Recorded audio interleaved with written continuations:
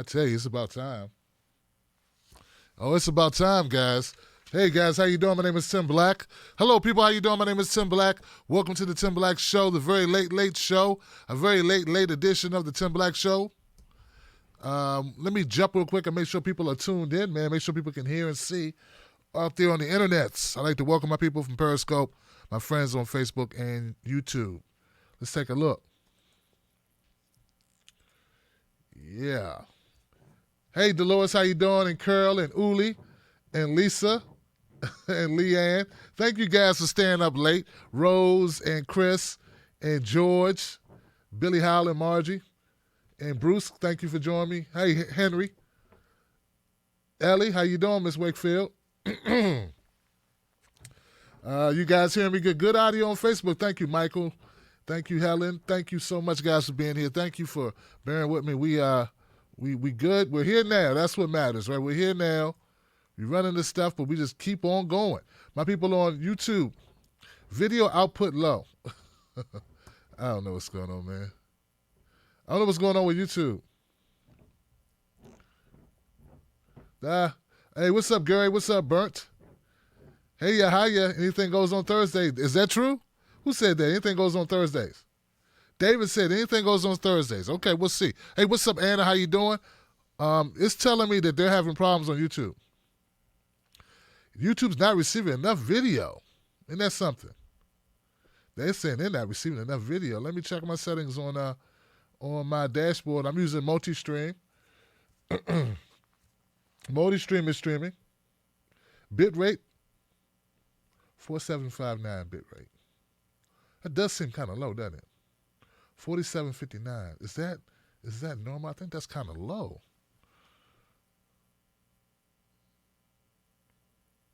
I'm trying to think. No, I think you would think low is 2,500.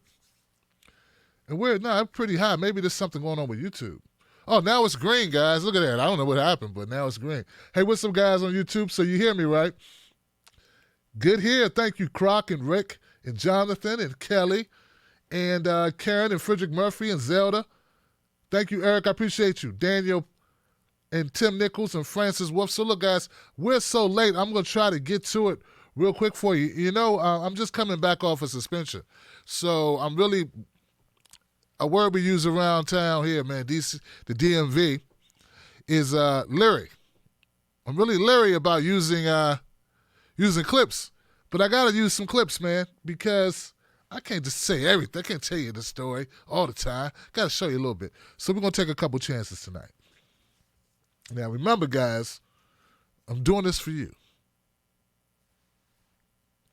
I want to say, first of all, I want to wish the condolences to the family of Elijah Cummings, his children, his grandchildren, his wife, his friends, all of his family, all those who loved him and known him as a friend. I live in Maryland, but I live in the 5th District, up near Waldorf, Maryland, which puts me in the district of Steny Hoyer. So, yeah, I know that's my congressman. Anyway, so I don't live in Baltimore, Maryland, but I've heard I've heard things. Let me just say this about Elijah Cummings, and we'll leave it at that. What the world knows you as and what your reputation is not always consistent with who you are with friends and family and people who know you in real life. So sometimes we look, we think things, we say things, we read news clippings. All I can tell you is, hopefully, the legacy that I leave behind, when my time comes, I hope it will be consistent with who I think I am, and hopefully, who I think I am will be able to maintain the ethics that I hope to have. And when I go out, those who know me and love me best will be able to sing my obituary and sing me praises, and remember fondly the Tim Black for who he was. So I don't like turn people up, turn people down. Especially people that I don't know personally. But I'll just leave it at that, and I'll just say once again my condolences, and I would hope that we would kind of have respect for people when they're not here to defend themselves. I've never done a video on Elijah Cummings while he was here. I'm not going to start doing one on him now. At least not a negative one. It's not how I roll. So, but what I will do is keep my eye out I don't have a problem. That's why we got to stand up at the Tim Black Show, because we can cover some of these issues. Some people like, Tim, Baltimore this and Baltimore that, and these people that say these things, and you need to look. I don't have staff, man. I'm just one person. So as we move TBTV, besides having a camera crew, what's up, Johnson? Besides having my imaginary camera crew, we need to get bigger so we can bring these things. But anyway, we'll leave it there with Elijah Cummings. 68 is young though, I'll tell you that, man. You know, look at Joe Biden, look at Bernie Sanders, look at Elizabeth Warren, look at Donald Trump. Look at these people. No, seriously, look at them. All right, so here we go, guys. So let's get into the stories. We got a couple things we'd like to get to.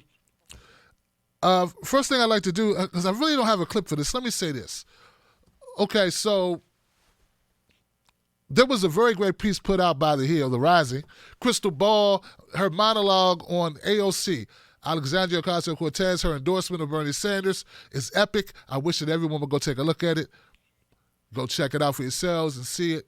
A very good piece of journalism and commentary as well. Now, you know me, I reside mostly on the commentary side, but from time to time, I do a little bit of journalism. This time, I like to do a little bit of commentary.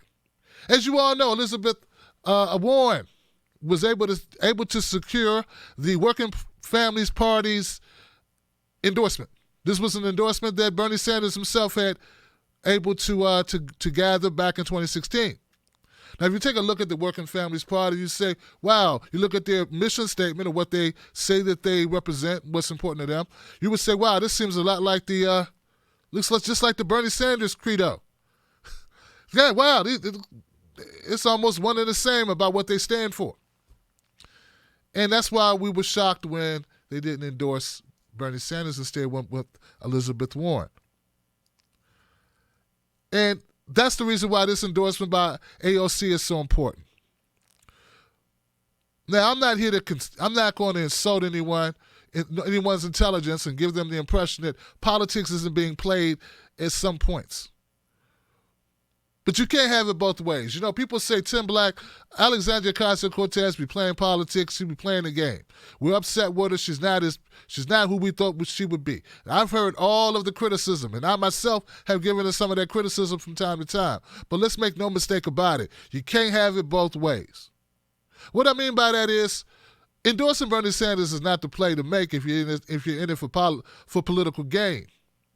I said if you endorse Bernie Sanders, that's not the move to make if you in it for political gain or if you want to cozy up to the establishment. Make no mistake about it. Elizabeth Warren is who the establishment will go with unless they can somehow thwart the progressive wing altogether and end up with a Joe Biden.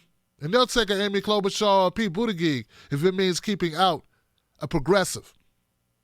So once again, if you can't say that Alexandria Ocasio-Cortez has succumbed to the quicksand and swamp of Capitol Hill, and then dismiss this endorsement, because once again, this is not the move to make if you're trying to cozy up to the establishment. According to Crystal Ball, in the article I read in Politico, Alexandria Ocasio-Cortez, AOC didn't even wait for Bernie to get out of the hospital to announce that she was endorsing him. Folks, that takes ethics. She didn't wait for him to have a stellar night on the debate stage where he punched Joe Biden in the gut with the Iraq war line that sent him his head spinning and his insides twitching. Nah, she didn't wait for Bernie Sanders the full numbers to come in to show that Bernie Sanders is well ahead of the pack, not only in fundraising but money on hand.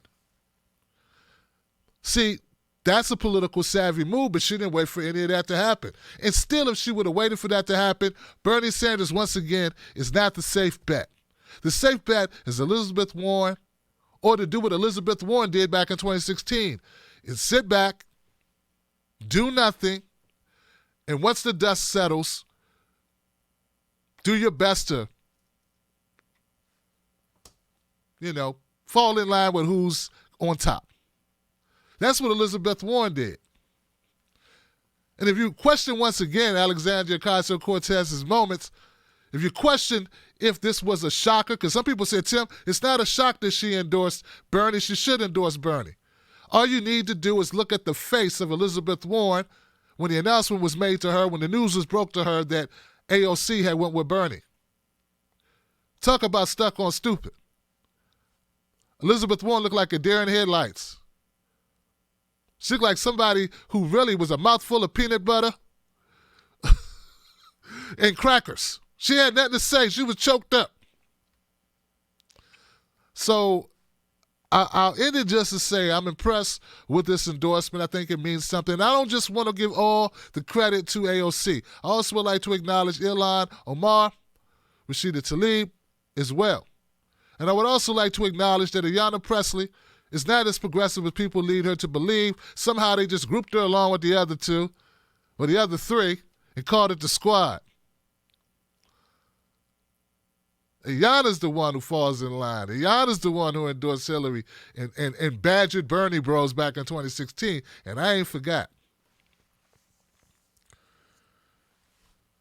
Oh, I got one other thing to add.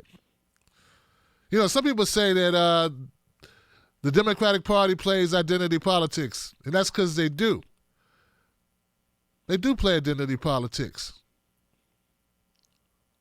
But in this case, this is not about identity politics. This is about truly the best interests of the working class men and women of America. That's what this is about. And this choice, AOC picking Bernie Sanders, is the right choice to make if you are for the people. That's what I believe, and that's why I support him. And maybe, just maybe, that's the reason why AOC does too. I would venture to say, I would go so far to say, if there was no Bernie running in 2016 that moved this entire party in the world left, there would be no AOC on Capitol Hill right now. He inspired so many. So let's keep it real. Those feminists coming for AOC's reputation, trying to snatch her wig, you got a lot of us to go through, even Tim Black. And believe me, you ain't snatching my wig because I don't wear one.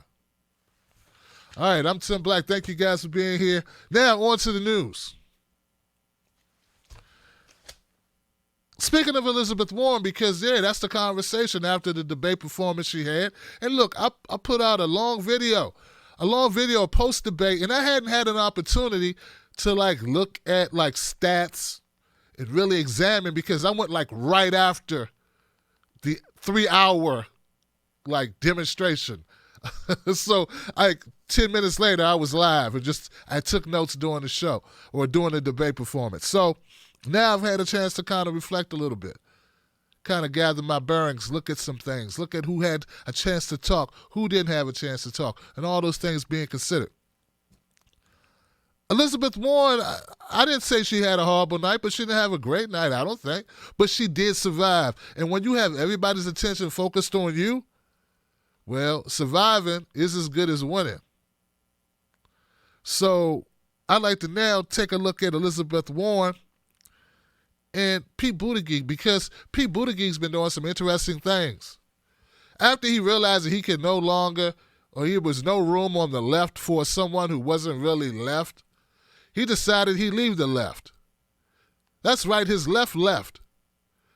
Now he's conservative or middle of the road and has more in common with Amy Klobuchar and Joe Biden than he does Bernie Sanders or Elizabeth Warren. Funny how that works. It's really not that funny if you have no compass. You go with what works for you.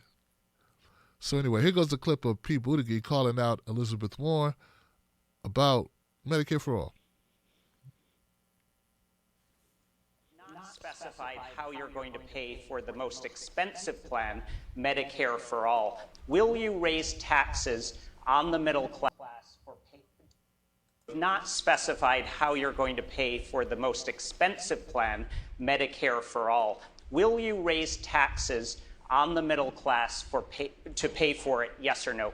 So I have made clear what my principles are here, and that is costs will go up for the wealthy and for big corporations, and for hardworking middle-class families, costs will go down. A yes or no question that didn't get a yes or no answer.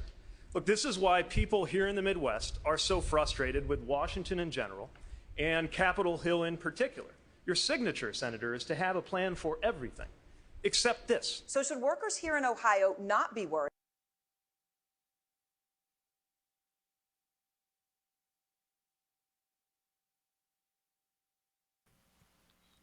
All right.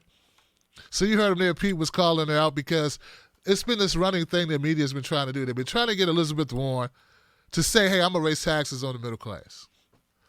I mean, we all know she's going to raise taxes on the wealthy and the corporations, but they want her to actually say, hey, you're going to pay more taxes if you're a middle-class individual or even below middle class. And for the life of her, she won't give them that. I don't agree. I don't agree that that's a good tactic, and I know there are others who believe it's a good tactic. It's the way to go. I don't agree because I think it seems disingenuous, and as much as I don't like Pete Buttigieg and I don't admire his brand of politics or what he stands for, which I already said was nothing, I gotta admit that you should be more forthcoming about it. Like, look, you can't just keep saying, I don't want to give them a soundbite. Man, if we learn nothing else about what the media is willing to do or what the right is willing to do or, hell, what the left's willing to do, what politicians are willing to do, you know, they're trying to withhold a word or two just because you don't want them to say you were going to raise taxes or don't take you out of context. I think that's a bridge too short because we're past that bridge. Yeah, the bridge is here. We're there, Johnson. Those days are over. So-called ethics and people trying to keep you in context, I mean, really, I don't even know if it ever existed. So I don't agree with the tack for Elizabeth Warren.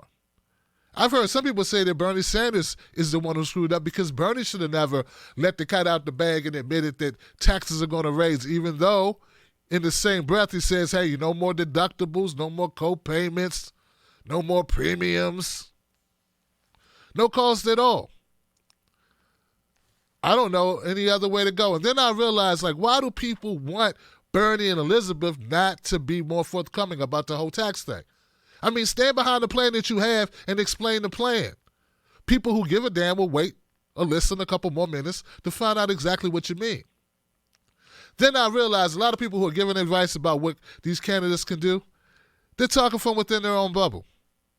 I myself am talking within a bubble too. But see, I'm talking from a bubble of working class folks, from lower middle class black family that lived in the hood in apartments all the way until I was 14 years old. We finally got a house. And I was on my own. I only stayed there 3 years because I was on my own living in another apartment by the time I was 17, still in high school. Working class people who work construction and worked in plumbing and construction sites and clean banks and work with our hands. That's the people I come from. So I come from a different stock. And those people who all happen to be the Bernie Sanders coalition. See, people who contribute to Bernie Sanders campaign are working people. You know, people tell you what jobs they have. We're talking about retail workers, fast food workers, people who make modest money support Bernie. And those people consist of people who don't want to be jerked around. Hey, if I'm going to have to pay more in taxes, the least you could do is break it to me and tell the truth. Be open and honest. Those are not the type of people that want you to be tricky with words and be witty. Yeah, you need to say it was a bubblegum tax or a personal tax minus a public tax. Nah. You live in a bubble. Have you ever lived on your own? Or you still live in your mama's basement? In the real world, working class people want to know what they're working with. Tell them up front, hey, yeah, your taxes are going to go up. But you know what? You're going to be able to go to the doctor whenever you want. You're not going to have to pay a dime. And they're not going to take money out your paycheck at your job for your insurance. So it's going to more than even out. You're going to come out on the side of the good. And half of you don't pay taxes anyway. And if you don't make enough to pay taxes, technically, I don't think you'll be paying for health care, will you? But here's the thing, guys. I think we have people who are living in their own echo chamber. But the difference between my echo chamber and your echo chamber is I'm the echo chamber you need to get votes from. So you may have some college graduate, master's degree having, or making over $100,000 a year type folks who vote for Elizabeth Warren, who would be impressed with her ability not to give the Republican Party a soundbite. And maybe you got some wonky, nerdy type progressive or liberals who would be, enthused by Elizabeth's uncanny ability to juxtapose herself and dodge questions. But from working people, the coalition you actually going to need to take the White House, the type of people who can't stand protest, the type of people who would rather, if you could say it with 3 words, say it with 3 words instead of saying it with 10 words just to show me how bright you are. Those people want it straight.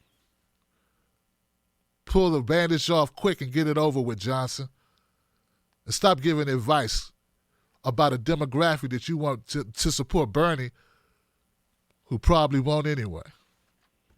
So anyway, back to Elizabeth Warren. I had to get that off my chest. I've been thinking about that for a couple of days. Pete's a snake. Pete is a snake, y'all, and that's the bottom line of it. This is the same guy, you got to remember, who said he unequivocally supported Medicare for all. That was until he realized he had no path to victory without kneecapping and going after Elizabeth Warren and Bernie. Because there was no room. Progressives weren't buying Pete. So he's got to sell himself to the middle of the road liberals who feel good about themselves because they support a guy who likes guys. Makes them feel evolved. One step forward for mankind. But see, progressives don't care about taking a step forward for mankind, and we're taking a step backwards with our democracy and the issues that we care about.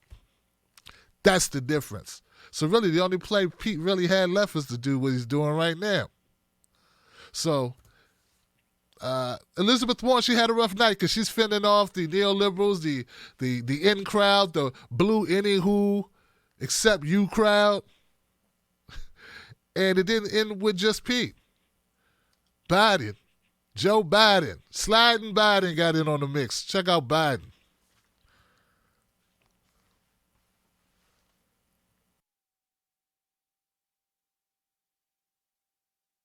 Financial crash of 2008, I had an idea for a consumer agency that would keep giant banks from cheating people. And I went on the floor and got you votes.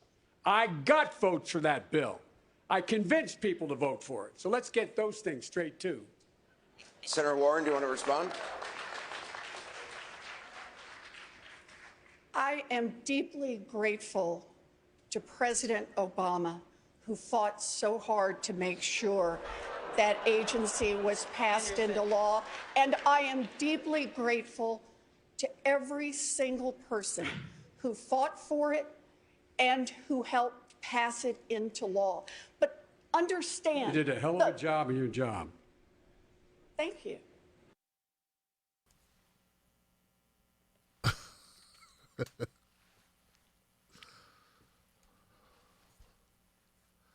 A little fact-checking analysis proved that Biden actually didn't help her get her program started or whatever, open up that new branch of government.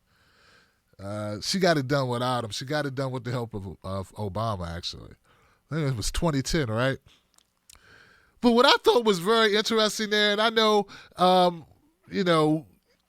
us Bernie people, and if you're Pete people, Pete people, I don't know if there are Pete. There's some Pete people somewhere, just don't watch my show probably.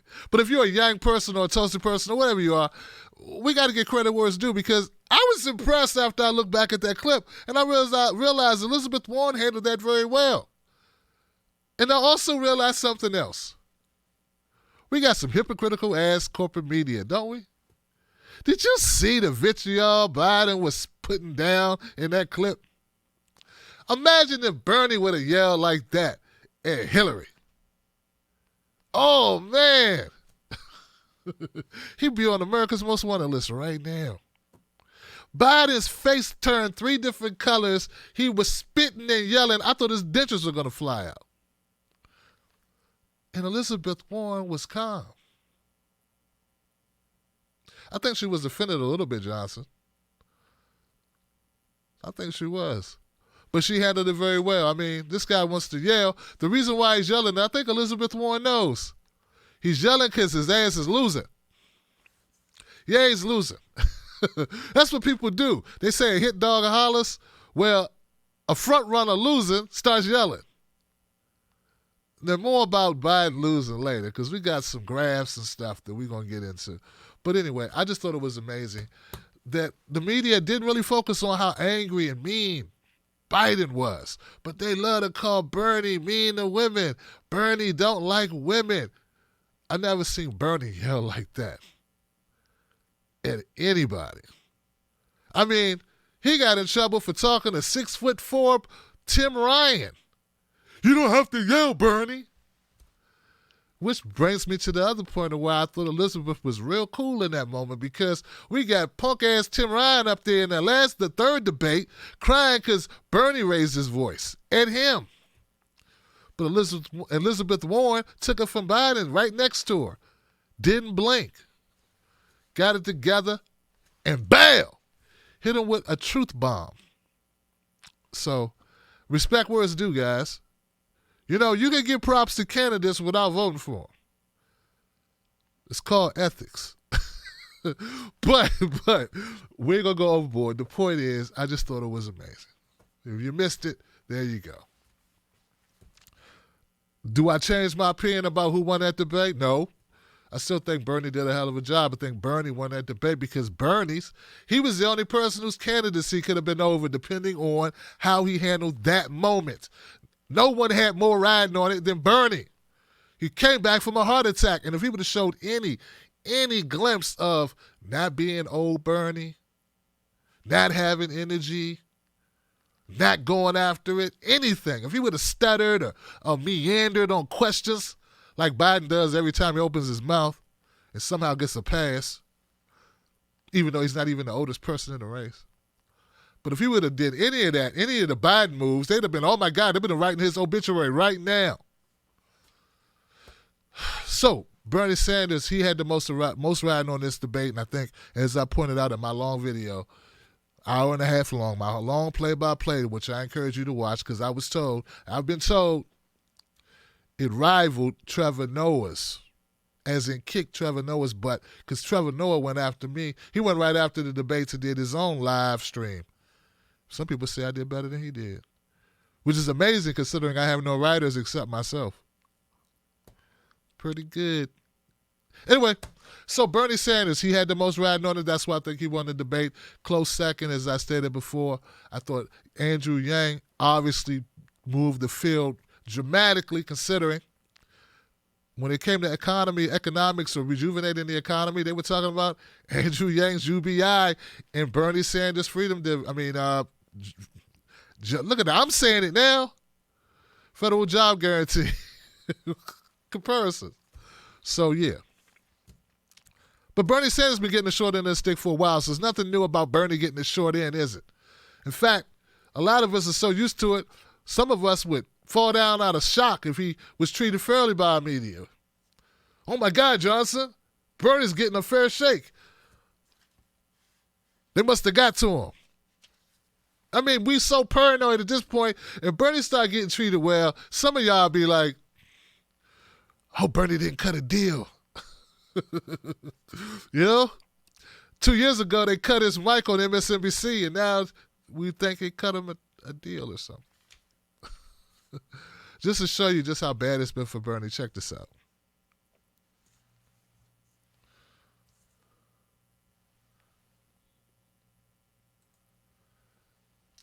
This is a tweet I sent out, and I think my friend Jeff Day posted it. Someone posted this. No, this is me. This is on me. 24 hours ago, they said Bernie drop out. He goes into the debate, proves he's still burning. He knocks out Biden, gets endorsed by the squad. Fundraising numbers come in, proving he's on top of game. Does he get props? Nah. They talk about Pete. Give me a break. They're hypocrites, Johnson. And that's the deal. That's what's going on. So you say, Tim Black, what's all this about Bernie? You said Bernie's the fundraising numbers. Well, here we go. Just to make sure people know, cash on hand. Cash on hand. Bernie Sanders, $33 million on hand. Elizabeth Warren, $25 million on hand. Pete Buttigieg, $23.4 million. Kamala Harris, $10 million. And Joe Biden with a measly $9 million. Now, don't get me wrong, guys. I'd love to have $9 million on hand. Hell, I'll take $90,000 on hand. Hell, I'll take $9,000. Who am I kidding? I'd take $900 for real, for real. But, oh yeah, it's tough on TV land. The bottom line is, this is why Biden was yelling. Because Biden be sliding. Now, and if you want another look, let's take a look and see how the rest of the field is doing. Let me see if I can, here we go. Check this out, guys. Now, let me see if I can move that up. There we go. Now, just so you can further understand why Biden was yelling, he's only $3 million above Andrew Yang. $3 million, that's all he's got on hand is $3 million more than Andrew Yang. Come on now. Come on, man. That don't even make sense. That's embarrassing. You be yelling too. You be yelling if you was Joe Biden. Come on. Joe Biden has sold his soul so many times, he don't even have a receipt no more. You know, like if you keep going to the pawn shop and they keep putting stickers on his soul, he keeps going there, they put a new sticker on his soul, they got nowhere else to put the sticker. That's how many times he's taken his soul down to the pawn shop. Got a sticker on it from Wall Street, sticker on it from the military industrial complex, sticker on it from private prisons, mass incarceration sticker, big pharma sticker, fossil fuel sticker, white supremacist sticker. He's got a lot of stickers on his soul. He's got nowhere else to. It doesn't even look like a soul anymore. Just like a bunch of stickers. Old, worn out stickers. Well, if you were Joe Biden, you just sold your soul this many times over and over, and you are barely out, your war chest barely beats Andrew Yang, who's just got into politics 2 minutes ago. It's got one signature policy. And this guy was a vice president. Tell me you wouldn't be mad, man. You guys know that Chris Rock joke when he said that Oprah don't really have money, look at Bill Gates or something like that? And he said if Bill Gates is so rich, if he woke up tomorrow and he had Oprah's money, he'd jump out a window. And he slit his throat on the way down. Well, Biden's looking at the window right now, and he's wondering if he got popcorn switchblade. That's how pissed off Joe Biden is right now. Recognize game, recognize game. But there's more to this, man. There's more to laugh at when it comes to Joe Biden.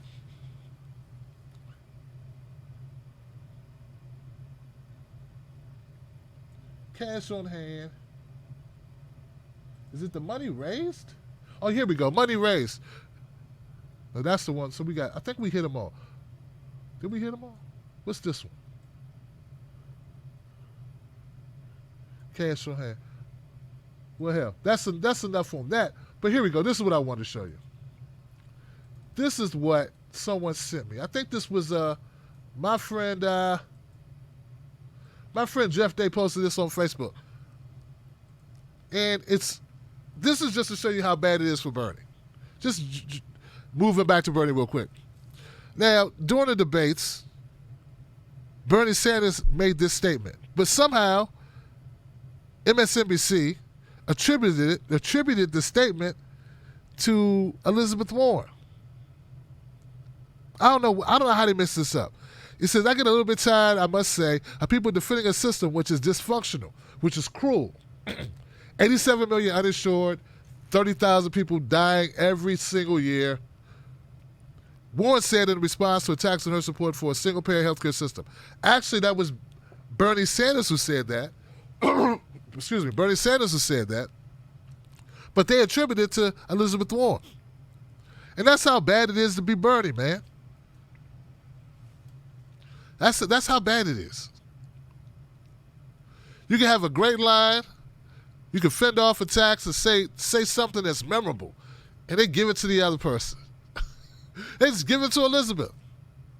Not only did she take his policies, put her name on them, That's the real reason why she can't defend Medicare for all, because it's not in her to defend it because it's not really hers. She just put a name on it because she wanted to attract Bernie supporters, man. Let's keep it 100. But anyway. Got too real? Too real? Anybody want to hear it? So anyway. Another thing from the debates I didn't have a chance to talk about, I wanted to talk about, and I didn't realize just how bad it got, was Tulsi Gabbard. Yeah, things got really bad in that debate situation, didn't it? Now, look, we know Tulsi Gabbard. There was a smear article just before the debates. New York Times put it out. I commented about it on Twitter. If you follow me there, I did talk about it.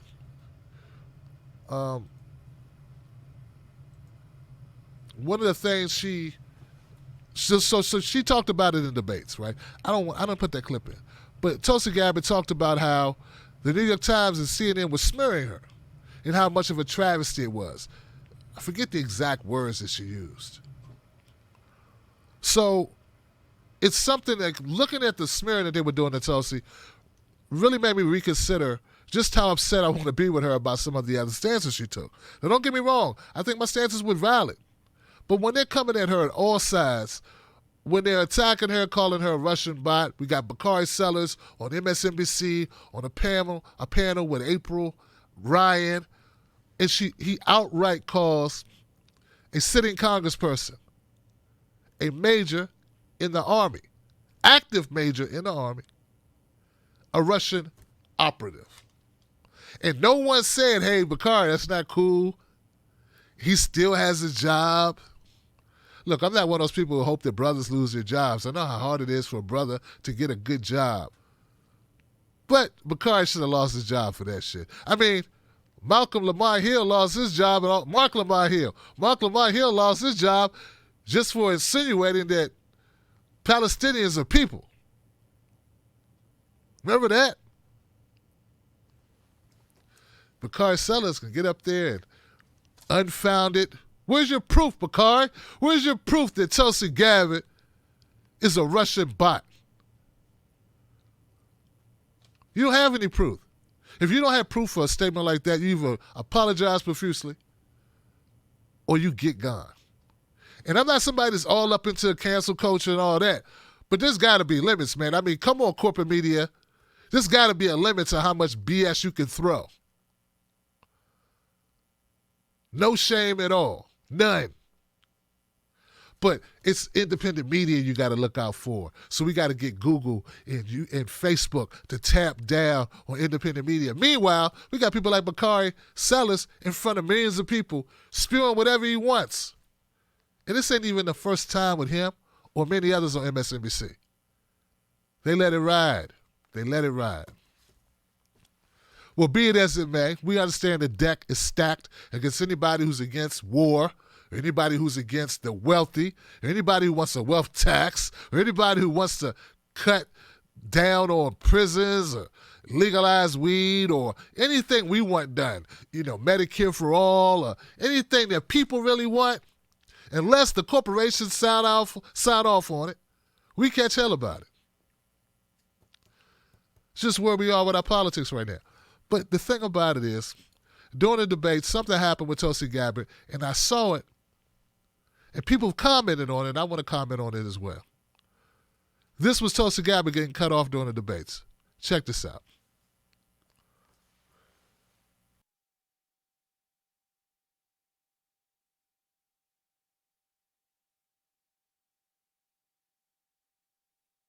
Be the youngest president if elected. Should age matter when choosing a president? I'm glad you asked, because I was going to say it's not fair to ask these three about their health and their fitness to serve as president, but not every other one of us. I am grateful to have been trained very well by the Army and do my best to stay in shape. But here's the real question I believe you should be asking is, who is fit to serve as our commander-in-chief? This is the most important responsibility that the president has. What Donald Trump has been doing in Syria and what we have just seen with him inviting the Turkey to come in and slaughter the Kurds show what an unfit president looks like. It highlights how critical it is that we have a president and commander-in-chief who is ready on day one, bringing experience and understanding in foreign policy and national security, bringing the experience that I have, both serving in Congress now for nearly 7 years, serving on the Foreign Affairs Committee, serving on the Armed Services Committee, subcommittees related to terrorism and upcoming threats, serving on the Homeland Security Committee, the experience that I have as a soldier, serving for over 16 years in the Army National Guard, deploying twice to the Middle East, being able to serve in different capacities, joint training exercises, training the Kuwait National Guard. I understand the importance of our national security. I am prepared to do this job, to fulfill this responsibility as Commander-in-Chief on day one. I'd like to ask our other candidates this question. I'd like to start with Senator Warren. What her experience and background is. I'm sorry, thank you. We're going to take another break now. The CNN New York Times debate live from Otterbein University here in Ohio. We'll be back in just a few moments.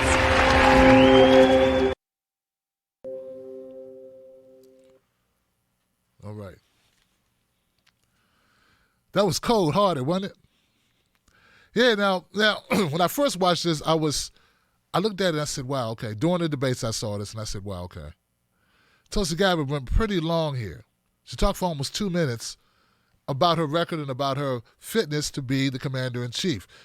And don't get me wrong, it wasn't like she was just throwing platitudes or filibustering, just saying anything. She was giving you concrete reasons why she'd be a good commander-in-chief, why she is fit to lead us as a nation on the world stage when it comes to foreign policy, right? So she did that. And I thought, okay, she went too long, though. I felt like she just went a little long, which gave them the opportunity to go to commercial and not be able to address her question. And, of course, when they came back, they did not pick back up where she left off. They pretended like her question to Elizabeth Warren about her fitness to be commander-in-chief, like it never happened. But here's the deal, guys. I'd like to amend myself on this issue for a reason. Tulsi Gabbard went a little long, but it was only because she didn't get a chance to talk, Johnson. So she tried to do two things at one time. She wanted to, very importantly and very reasonably, let people know who may have just started tuning into the debates. I mean, there are people who aren't like us, who aren't eating and sleeping politics, who are just kind of waking up. What's on this thing? Who's running? Heard something about Biden, Bernie. That woman who said something to that Supreme Court dude. I think her name is Kamala. And then they cut it on and they see, hey, who's this lady in white? Who's this lady?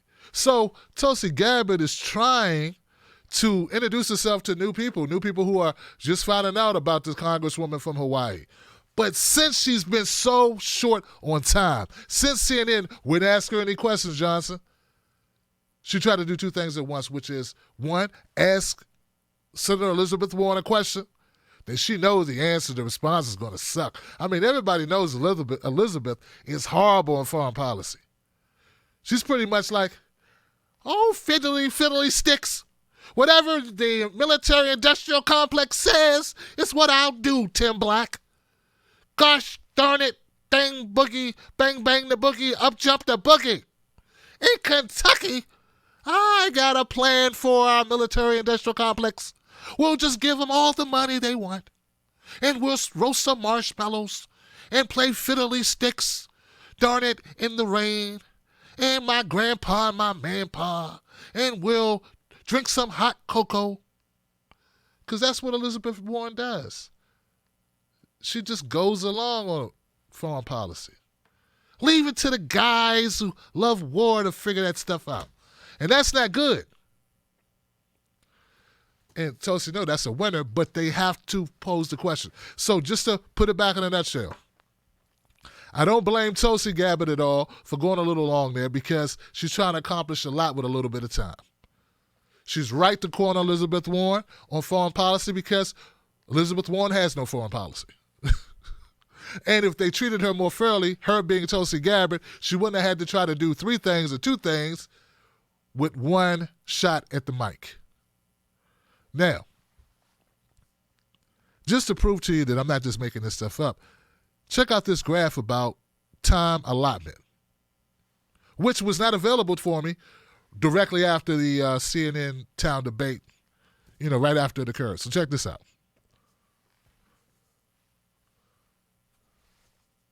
Be the youngest president if elected. Should age matter? Here we go. So as you can see here, this is the graph of how much time each of the candidates had an opportunity to speak. And as you can see, right above Steyer, who nobody really knows, like most people have no idea who he is, must have the lowest name recognition of any candidate that was on that stage, is Tulsi Gabbard. 8 minutes and 24 seconds. Next to last. So it's obvious, it's reasonable to imagine that, she would try to get a lot in, fit a lot in, due to the lack of ability or opportunity to speak. So, anyway, I think it's important. That we look at things in context.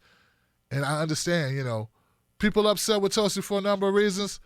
I think people need to back up and let Tulsi Gabbard run her campaign the way she sees fit to run her campaign. And frankly, guys, let's keep it real for a second. We got other people. We got other fish to fry. If you're supporting Bernie Sanders or whoever you're supporting, if you're from a progressive left point of view, you need to be paying attention to Pete Buttigieg and Amy Klobuchar. I'm reading this. I got a document in front of me. It's from CBS News. It says Buttigieg or Buttigieg and Klobuchar each raised more than $1 million in 24 hours after the debate.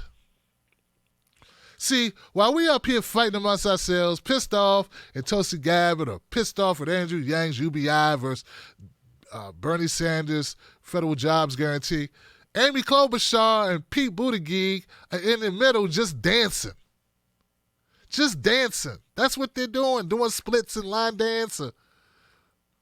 This next one's do the two-step and something. I don't do that little nice thing. But you know what I'm saying. I'm old now. I don't do that. I just do the real two-step. I don't do all that. The point is, we need to be looking at Pete. Better keep your eyes on Pete and Amy as they clog the middle with this nonsense. They're doing more smearing than the right is doing. Conservatives pretty much by and large just diss all of the people on the left. And if you're focusing on Tulsi Gabbard and her healthcare plan, or you're focused on Yang and his UBI, you're pissed off about the freedom dividend and telling me that Yang is a plant and Tulsi Gabbard isn't who she claims to be, you're gonna mess around, and you're gonna have Buttigieg and Klobuchar killing it. So let's focus on those people who obviously have none of our best interests at heart. Pete's a shapeshifter. Amy is the second coming of Joe Biden, if given the opportunity, and probably in a worse type of politics. So, yeah. Something evil this way comes, and it's not Tulsi Gabbard, it's not Andrew Yang. I think it's Pete Buttigieg. I think it's Amy Klobuchar. And that's what we need to worry about. Kamala Harris, not so much anymore. Boom, boom, bang, bang. You get what you pay for. All right, so let's move on. Oh, speaking of Kamala Harris, who I said we don't need to worry about anymore. Look, the reason why we don't have to worry about Kamala Harris is not because of my stellar performance and journalistic ability that I've uncovered the truth about Kamala Harris at every turn. It's not that. I mean, I did uncover a lot about Kamala Harris. I have been talking about the travesty, which is her presidency, for the last 2 years. I have clearly stated I would never support a prosecutor. A prosecutor, you can run for president, but you need to run as a Republican. And that goes for Amy Klobuchar and for Kamala Harris. And I don't buy the stories of, she was a progressive prosecutor. Yeah, right. He was a good drug dealer. He was a nice hitman. I mean, come on, man. How far we got to try to stretch? And how much energy are you going to expend trying to shove Kamala Harris through the doors of acceptability with progressive circles. It ain't going to happen. And I don't mean the kind of progressives that just support things because it's convenient. I mean literally people who have ideals and ethics, who want to tap down on our prison industrial complex, who hold a grudge, rightly so, against those who bloated it. I ain't going to bore you with all the stuff that Kamala has done in the past. Let's just talk about what she's doing right now. One of the reasons why you ain't got to worry about Kamala Harris, Johnson, is because Kamala Harris is Kamala Harris. And Kamala Harris's worst enemy is Kamala Harris. I don't know who she has on the staff. I heard it with some Hillary people. Maybe that explains part of it, but I can't even imagine Hillary people are this tone deaf. During the debates, Kamala Harris went at Elizabeth Warren, not on their flip-flopping nature. Well, I guess that makes sense because Kamala flip-flops too. Can't call somebody else out for flip-flopping when you got on a couple pairs of flip-flops yourself. But she went at Elizabeth Warren for not backing her up on a stupid idea of trying to get Trump off Twitter. Just dumb. But it's not just that. She didn't just stop there. Here goes the clip of her still going on and on, trying to make the case, a losing case, Johnson, for why we should care so much about Trump's Twitter fingers. I ain't playing.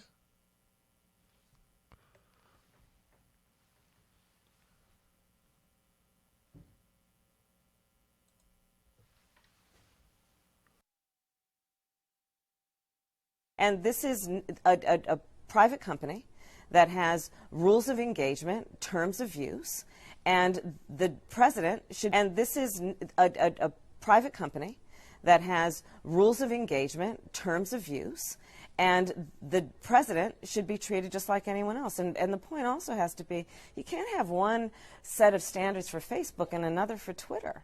All of these social media companies and these online platforms, which are so powerful in their ability to impact perception about an issue and to influence behaviors, let's be clear about that.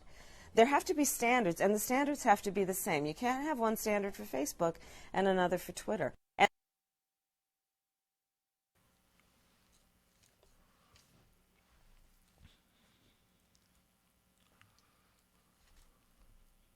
See what I'm saying? You get where I'm coming from? Kamala Harris is Kamala Harris's worst enemy. And this is a prime example. See, while most people are concerned about things like health care, raising the minimum wage, bringing jobs back, she's busy making the case for why Trump shouldn't have a Twitter account. It's almost, no, it's not almost, it's disrespectful as hell to make that be a focal point at a time like this. I mean, actually at any time. I mean, when it comes to a list of priorities, and you got a list of, say, 20 things, Trump's Twitter finger should be 25. Something you staple on the back of your list. If you say, hey, guys, before you leave, hey, what about Trump's Twitter? Okay, forget it. We'll talk about it never week. That's the importance level it should have. But no, for Kamala, not only does she voice it, she won't let it go. She's still tweeting about it. And then she wants to browbeat Elizabeth Warren for it. Like, I don't get it. The other thing, first of all, another point of it is, in her own statement, she said Twitter and Facebook should have the same rules. They shouldn't have different rules. No, they should have different rules. Or they can have different rules because they're owned by different companies. Don't get me wrong, I think that Twitter and Facebook are very powerful, and it's dangerously powerful. The same thing goes for YouTube and Google, particularly Google and Amazon. I mean, all these big tech companies are very dangerous. But of course they're going to have different rules because they're owned by different corporations. They have different board of directors. So how could they not have, how do you expect them to have the same rules? It doesn't even make sense what she's saying. And that's not even counting. That is not even taking into account the fact she's talking about First Amendment rights, which is something that I think we need to try to maintain. I had somebody write me, they were like, Tim, look, I want to get rid of Trump so bad, I'm willing to ride with her on this if it'll help bring some people from the resistance into the camp. No. Wrong. First of all, everybody don't have to like you for you to win. Yeah, you don't have to change it. Don't change who you are to try to entice people who don't side with you, who don't see the world, your worldview. No, be who you are. Be your best self, but don't modify it. That's what's wrong with our politics up to this point. People trying to capture votes they shouldn't even be trying to go after. What you need to do is go get disaffected voters, people who've never voted before because they didn't believe in the process. They didn't believe in the people running. You need to go make your case to those people. Go to their town and make the case. Hire surrogates that can talk the talk, that are relatable to the constituency that you're trying to reach. Instead of pounding your round peg into square holes and hoping they work out. And the other thing is, let's just say your little resistance crew gets their wish. Yeah, they get to wield taking away Twitter or taking away First Amendment rights, freedom of speech from Donald Trump. I don't trust them to stop there. Have we learned anything? Who do you think the resistance crowd gonna come for next once they get rid of Trump? Oh, they're not gonna go mess with Sean Hannity and the conservatives. They're gonna go after their true enemy. Us. That's who their true enemy is. It's not Sean Hannity and Tucker Carlson.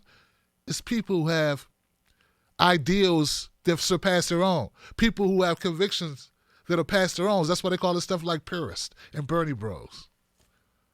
Unrealistic and pipe dreamers. Because we remind them of what they should be, but the economics don't add up for them. So no. The way through this is not to join Kamala Harris in any way, shape, or form. And Kamala Harris is as bad as this is, as asinine as it is, as horrible an idea as it is, I'm glad she came up with it because it further puts the nail in the coffin of her candidacy. I don't know who she thinks this is going to play with. All I can tell you is, from working class people, from whence I came, this proud son of Prince George's County, Maryland, Capitol Heights, Landover, stand up, Riverdale, stand up. They don't give a damn about Trump's Twitter. In fact, they find it funny. And better to keep your eye on your enemy than to stab yourself in the eye with a pencil because you don't like what you see. Let's be really, really clear. All right. Kamala, Tulsi. So much stuff here.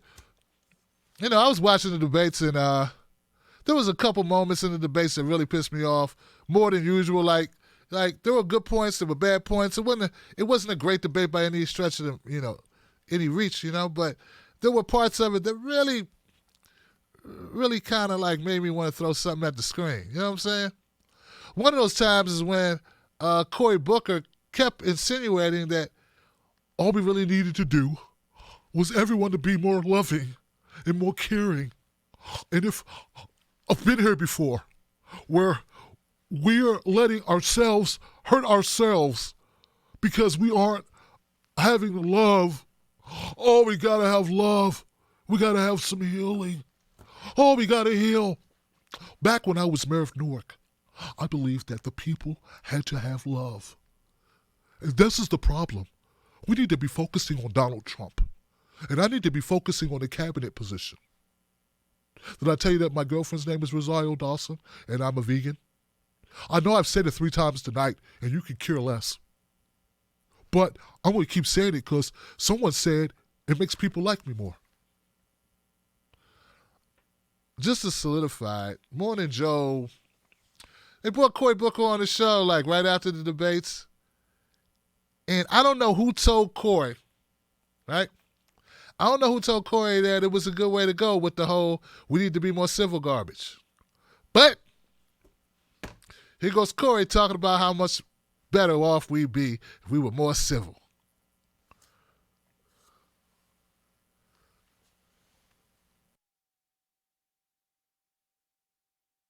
I loved your moment last night.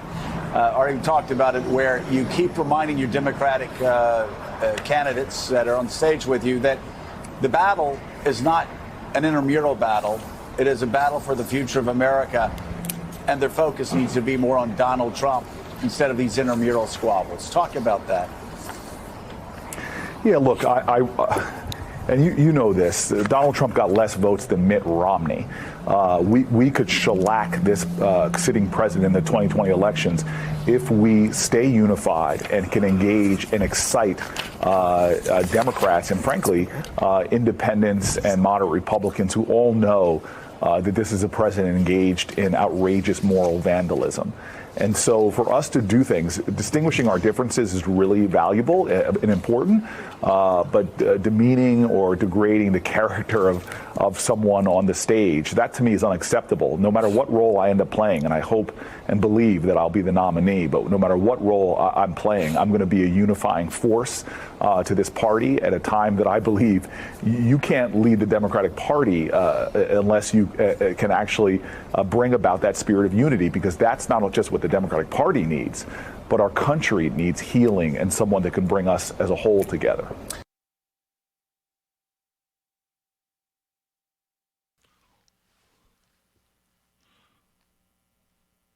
Our country needs healing.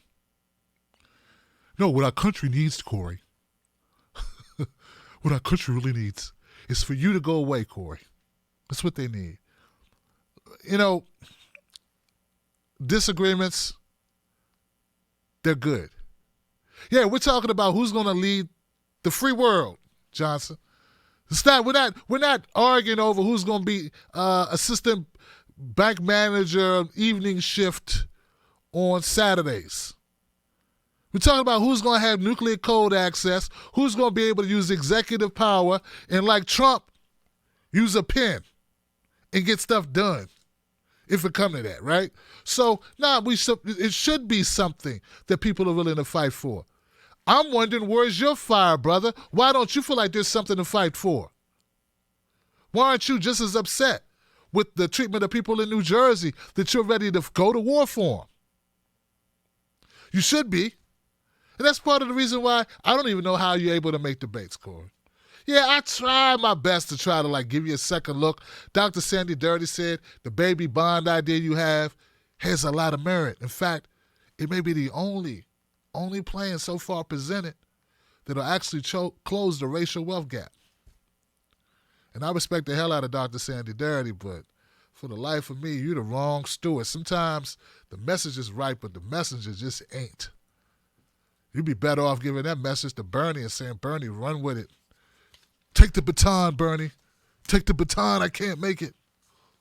That's probably would be the more ethical move for you to make. Listen, this whole idea that we need to stay united. We need to stay united. If we could just all stay united. There is no unity. Sort of like that Tom Perez shambles, that unity tour, whatever they went on. Bernie went along with it just to keep you guys off his ass so you wouldn't blame him for when Hillary lost, which she did anyway, even though he went from city to city and tried to save Tom Perez from bombing, which he kept doing.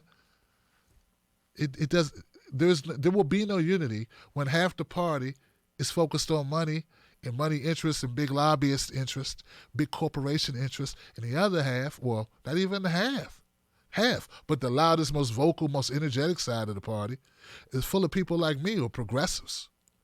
Now, I'm an independent for a reason because I don't really feel at home at the Democratic Party or the Republican Party.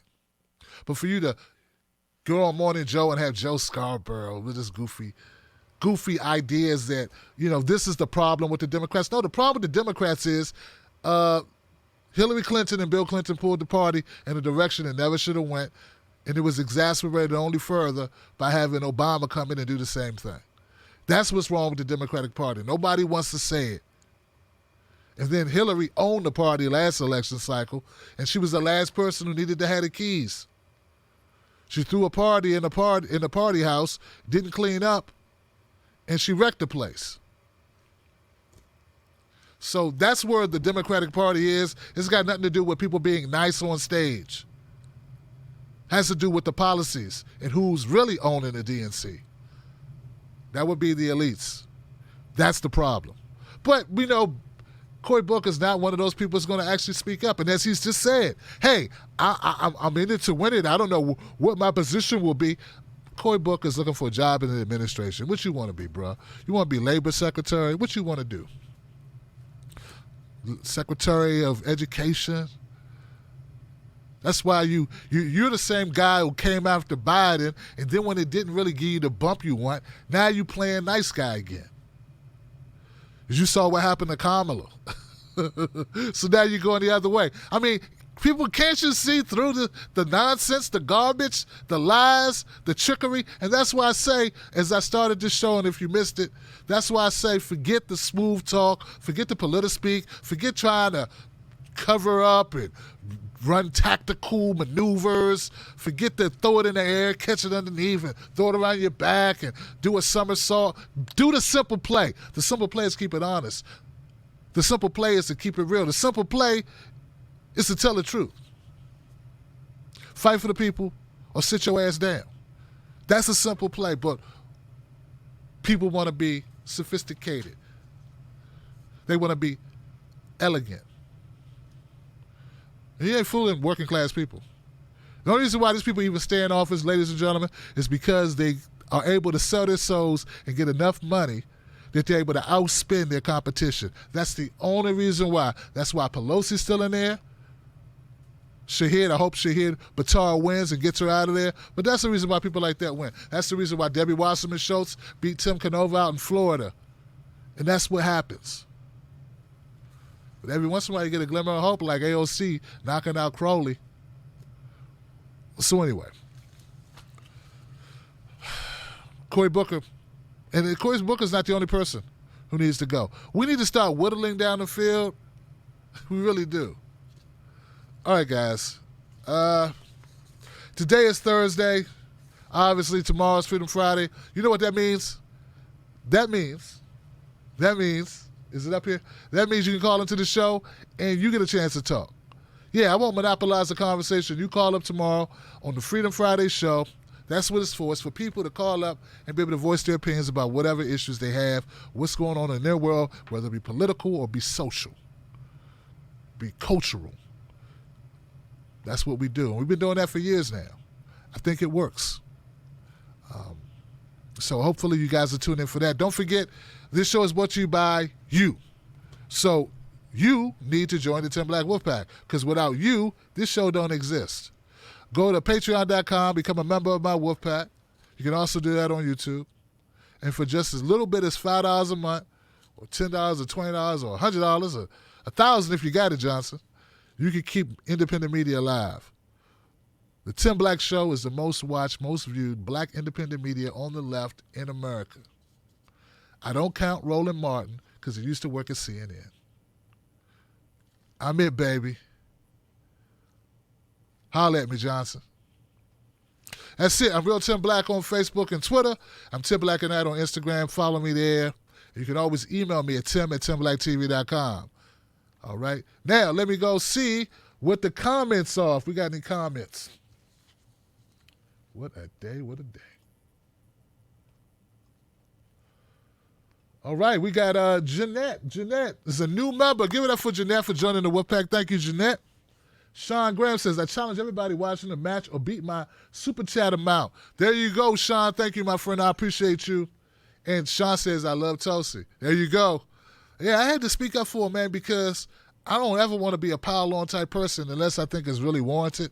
And when I'm looking at Pete Buttigieg and Amy Klobuchar and Joe Biden, I think that's where I need to focus. And we can iron out our differences with others later. Okay? All right. Tumblebug. Love you, Tim. Keep on keeping it real 2020. No doubt. We're going to go into 2020 strong. Don't forget to join the Tim Black Speak On the group on Facebook, guys. It's free. Become a part of it. Tell Buck, enjoy the Tim Black sent you himself. Also, Sean said, let's hear it for the working class. That's right, Sean. Does anyone else see how uniting that term is? More of why I support independent media. Did I mention I love Tulsi? Hey, the guy loves Tulsi. What can you say? Sean, hit me up again. In case you missed it, I love Tulsi.